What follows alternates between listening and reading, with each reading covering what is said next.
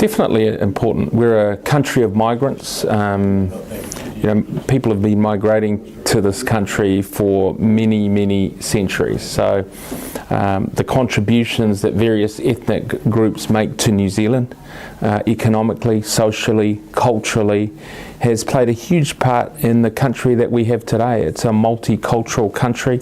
It's a country with diverse backgrounds, with people from diverse ethnicities, and it's a country that I think is representative of the many ethnicities that, the 200 odd ethnicities that you have from around the world. Definitely. I certainly know from travelling around the country that, New Zealanders appreciate the rich diversity and colour and, the contribution that migrant communities make to our country. That's in rural areas, whether you're talking Filipino communities in Winton in the South Island, or you're talking Pacific communities in Blenheim. The contributions of our migrant communities here in Christchurch as well, and right around the South Island in New Zealand, make a huge impact. As I said, with the contribution to the local economy, but also in that the cultural dimension is really important. Yeah, so we've had communities migrate over a number of years. There are more recent communities, depending on the circumstances in which they come here. Of course, some are have been resettled here through refugee status, and that's quite difficult, often from war-torn countries, and so the challenge is obviously a different country, a different culture, different climate, and then like all migrants, it's about how you adapt and you get education, you get housing, you deal with the health needs of those various communities. They're no different today as they were when the first migrants came over the various centuries. So those things are really important in terms of settlement.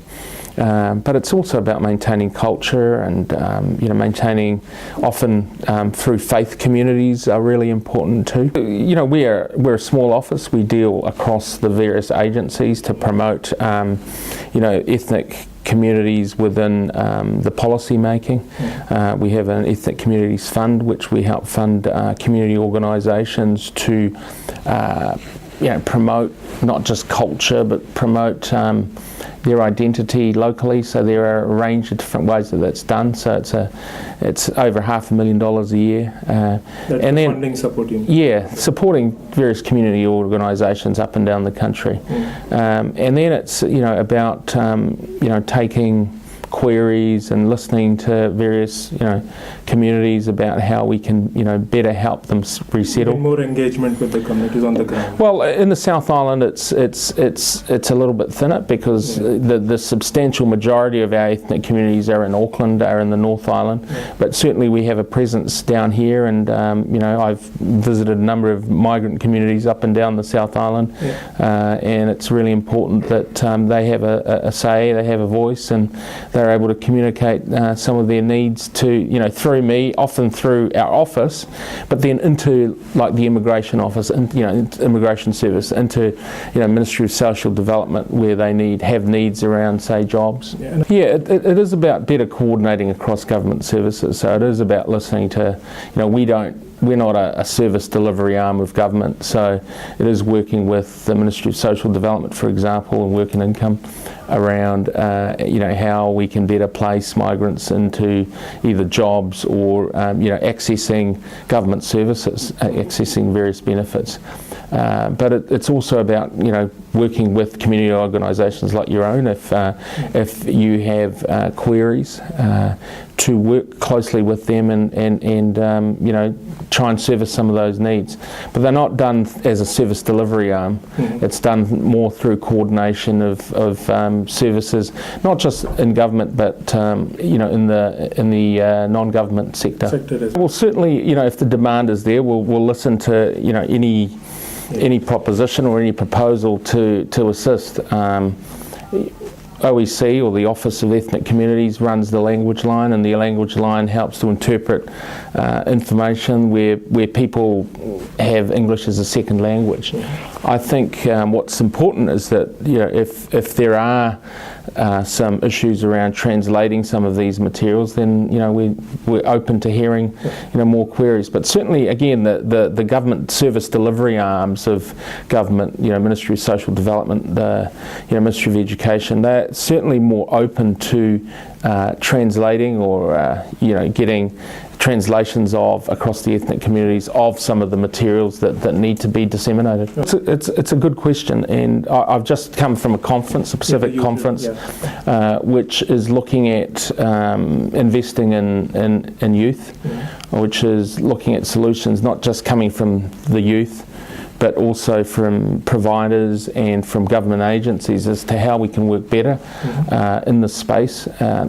Certainly there's huge room for improvement. Yesterday, for example, I met with a mental health provider of services who are looking at different ways to better engage youth around this very issue of suicide.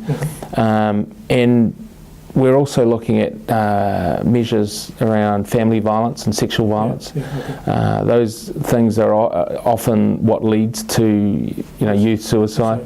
There's peer pressure and a number of other things that impact, you know, youth and leading to those sorts of, you know, very terrible So it's consequences. a multidisciplinary approach that is needed to that. Definitely, and that's why today at the conference, and I'm going back for the youth forum, you know, after this interview, that's why it's important that, you know, health, education, social development, all the various agencies, as well as a number of providers of social services are there. We've got church ministers because, you know, in Pacific, the church, you know, the Christian church is very much a focal part of community life. So it's bringing together all the different parties, but, you know, particularly important for me is listening to the needs of the youth, listening to how they perceive the problem and what some of the solutions are must come from them themselves. It is a priority issue, just not for me, but our government. We've signalled that, you know, the statistics around family violence and sexual violence in this country are not good. They're terrible, and, you know, tomorrow we'll have white ribbon day. Yeah, but they span across all cultures. They span across, you know, every community in this country. Ethnic communities are suffering. Oh, definitely. And I think, you know, we're starting up a new ministry for vulnerable children. I've been tasked with designing and helped co-design the Pacific as well as the ethnic, you know, component of that. And I think it's particularly important that they're sensitive to the cultural needs of those communities, because they are very different to the needs of other communities in New Zealand. The voting rate in Christchurch was about 43%, which is just above the national average. It is not good, and it's not good around the world. To be honest, I mean, even the US presidential elections, you know, we're very, very poor. They're not up in the 70s or 80s, and it's in the 60s. So, you know, I think a number of reasons. I don't think you can put it down to one specific reason, whether it's voter apathy. You know, I've seen some of the evidence that suggests people don't know the candidates, they're not engaged with what local government do, they don't even understand what local government services are provided in their local community. So it's a range of different things. I think, you know, what we've got to do is get people more engaged with local government processes, understand what local government does, understand the functions of local government, and then being connected to whether it's their local mayor, and I've just met with Mayor Dalzell before I came here, and, you know, understanding the need for local government you know, participation. I haven't seen any evidence to suggest that local politics or local party politics plays a role. Certainly in parts of New Zealand, people don't want local national politics in the local area. They want their local politicians to represent their local people based on the issues that matter to local people, and I think that's really important. Having said that, it, you know, often means that decision making is, you know, can be quite fragmented in terms of personality, yeah. not a party policy sort of. That's right. But having said that, I'm confident of the local council and what they're doing.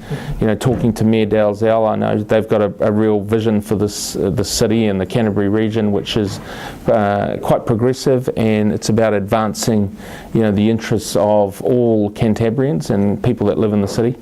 And I've also seen, how we've seen ethnic people being elected, not just here in Christchurch, but around the country. And long may we see that type of participation at local level.